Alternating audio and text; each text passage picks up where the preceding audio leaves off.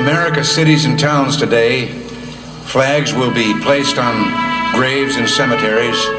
Public officials will speak of the sacrifice and the valor of those whose memory we honor.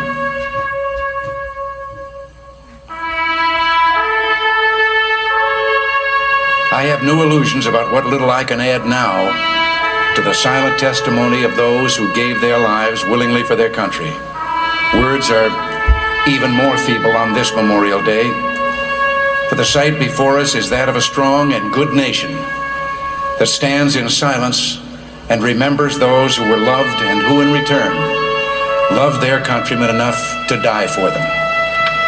Yet we must try to honor them, not for their sakes alone, but for our own.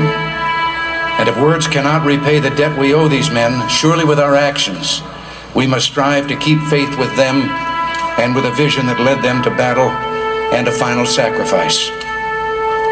Our first obligation to them and ourselves is plain enough. The United States and the freedom for which it stands, the freedom for which they died, must endure and prosper. Their lives remind us that freedom is not bought cheaply. It has a cost. It imposes a burden.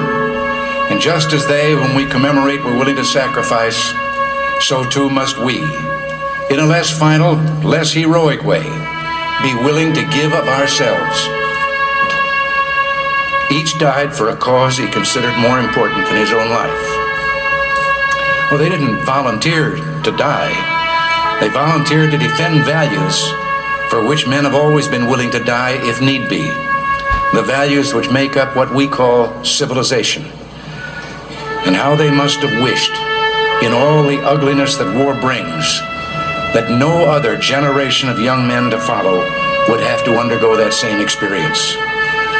As we honor their memory today, let us pledge that their lives, their sacrifices, their valor shall be justified and remembered for as long as God gives life to this nation. And let us also pledge to do our utmost to carry out what must have been their wish, that no other generation of young men will ever have to share their experiences and repeat their sacrifice.